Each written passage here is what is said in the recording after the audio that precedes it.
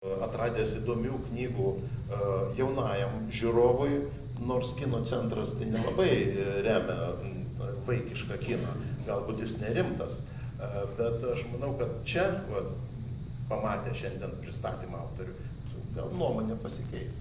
Gal yra kažkas iš kino centro? Ačiū. Paduokit žmonėms per mėnesį 37 knygas perskaityti. Gerai. Geros knygos, taip. Aš visų prisipažinsiu neperskaičiau ir atrinktų, bet didžiąją dalį perskaičiau. Taip, kad vieną baigiau skaityti vos tik taip paryčiais, tai neblogai. Gerai, mūsų reglamentas yra standartinis, tradicinis, kas ne pirmais metais jie žino. Autoriui ir knygai mes skiriame 10 minučių, kad būtų didesnis tempas, būtų aišku, maždaug apie 7 minutės autorius pristato patį kūrinį, o paskui mes galime užduoti klausimų. Jums pirmenybė, drąsiai kelkite ranką, užduokite klausimą. Klausimų gal atsiras ir jūsų nuolankiam tarnui, aš turiu net ir laikroduką prieš akis, taip kad bandysiu viską sužiūrėti. Pradėkime. Jeigu jūs nieko prieš, turbūt taip. Pradėkime nuo pirmosios knygos. 11 knygų mes šiandieną paminėsime. Pirmoji knyga vadinasi 4, knygos autorė Virginija Kulvinskaitė. Leidykla kitos knygos. Ir Virginija Kulvinskaitė mes kviečiame į scenos. Virginija, prašau, nuo jūsų ir pradėsime. Štai ši kukliausia savo dydžių knygelė.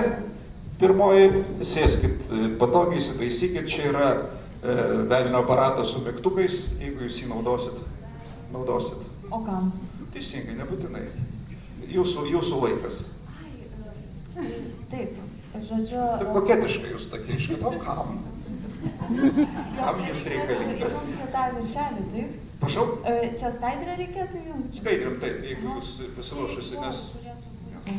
Jūs sakė specialiai apmokė, išvežė į stovyklą, ne, jis turi būti nukreiptas ten, o žvilgsnis ten. Nelengva, žinau, bet mes į pabaigą išmoksim. Kažką mano draugas, geras Radzevičius, kada jam duoti tokią techniką, iš visą laiką sako, ką paspaust. Gerai, jis paskui irgi taip daro. Imk. Gerai, tai mes maudžiam pirmą mygtuką. Va. Čia yra rodiklėlės, paprasta. Pirmyn atgal. Čia daugiau nieko ir nebus. Tik tiek. Mes jau turim gražią minutę. Gerai, tai aš tada labai skubiai papasakosiu apie šitą knygą. Tai yra 4 apsakymai, jie visi veiksmas vyksta tam pačiam mieste. Daug kas sako, kad Klaipėda, bet tai yra fikcinis uostamiestis. Man norėjosi tokios industrinės, gana niūrios atmosferos. Ir tie visi 4 personažai, jie tenais susitinka arba gyvena. Tai kiekvienas apsakymas yra skirtas vis kitam personažui ir veiksmas trunka 1 dieną. Pirmas yra Lukas, jaunas madingas rašytojas, kurį pakviečia į pajūrio skaitytojų klubą, moterų skaitytojų klubą. Jisai tikisi, kad jis ten nuvažiuos ir apžavės tas turtingas moteris, bet jam atsitinka visai kitaip, jis netenka širdies. Tai vat, dėl to tas pirmasis sušiais beje tą Luką pavaišina tos moteris ir veiksmas vyksta maždaug 2000-aisiais. Sušiai tada dar buvo gana egzotiškas patiekalas ir jis nemoka valgyti lazdelėm, tai jį labai sutrikdo. Žodžiu, tai vat, čia tas pirmas apsakymas, pirmas patiekalas, jis netenka širdies. Antra yra Inga, jinai yra 30-metė moteris, kuri turi šeimą, tarsi galėtų turėti viską, ką nori, bet jinai tiesiog visko atsisako, nusiperka butą pigiam uostamiesčio rajone, geria ir susitikinėja su vyrais. Ir ta aštriadantė mergaitė, kurią sutinka, gali būti kažkoks Ingos vidinio gyvenimo dalykas, bet gali būti tiesiog ir vizija. Tuomet yra Marius, paauglys berniukas, jis mažas, liesas, jo nesupranta bendramoksliai, jis nemoka bendrauti ir tai irgi vaizduojama jo 1 diena mokyklai, o po to jisai tampa samdomu žudiku ir nužudo uostamiesčio vadeivą. Bet tai viskas vyksta po daugybės metų. Tiesiog dabar mes matom 1 Mariaus dieną. Ir paskutinio, o tas paukštelis, tai dėl to, kad, na, čia tas simbolizmas pats, tas Marius jis jaučiasi kaip kažkoks paukštelis visą laiką sutrikęs, kažko bijantis, tai man norėjosi tą transformaciją parodyti, kad iš užguito tu gali tapti tuo, kuris kitiems perveria širdis. O tas paskutinysis sušis įdarytas alyvų žiedais, tai istorija apie tokią vyresnio amžiaus, bet labai gražią moterį, Norą, jinai dirba prabangiam salone, kirpėja ir galėtų turėti bet kokį vyrą, jai kaip ir viskas sekasi, bet jinai turi jaunesnį vyrą, narkomaną, Denį ir vat jų disfunkciniai santykiai, vieną dieną trunkantis ir pasibaigiantis gana liūdnai. Yra vat tas paskutinysis sušis įdarytas alyvom, nes Nora jinai tokia žydinti moteris, bet tas žydėjimas toks ganėtinai niaurus. Tai tikriausiai jau iš aprašymo, apsakymo atrodo akivaizdu, kad tai nėra šviesios istorijos.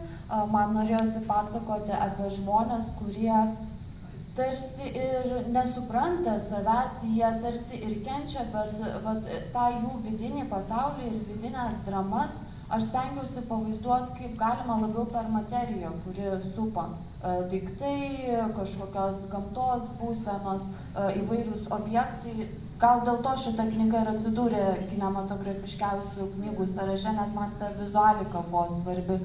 Šita prasme aš vengiau to literatūriškumo tradicinio, kur ten puslapiais aprašoma, kaip ten tas personažas jautėsi, ką jis pagalvojo. Čia tarsi viskas turėtų būti aišku per išorę, per tuos materialius objektus, personažų išvaizdą ir tiesiog per detalės. Man norėjosi, tiesą sakant, to kinematografiškumo ir aš kai galvoju apie šitos knygos struktūrą, nes dažnai apsakymai būna tiesiog, sudeda autoriai tuos apsakymus ten įvairiausius. O vat aš norėjau tokio koncentruoto ir aš kažkaip galvojau, kaip čia juos sudėlioti ir tada prisiminiau Quentino Tarantino Pulp Fiction, kur irgi toj pačioje erdvėje tie patys personažai, vienur jie kaip centriniai, kitur tarsi ne, bet vat, tos trumpos istorijos, jos susidėlioja į kažkokį nenuoseklų vaizdą ir vat, jis perteikia tam tikrą idėją. Tai mano šita idėja buvo vat, tas nepažinumas, kad žmonės patys nesupranta, kaip jie gyvena ir dėl to gal per daug nesikankina, bet mes matom, kad kažkas ten vyksta. Ir tas miestas, uostamiestis, kaip kažkokia riba, nes vis tiek uostamiestis, tu kažkur keliauji, tu tarsi laikinai ten apsistoji, o vat jie ten užstrigę gyvena. Gerai, ačiū.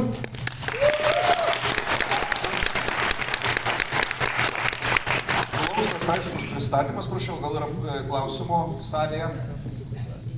Prašau. Sveiki. Labas. Norėjau paklausti, labai gražus pristatymas.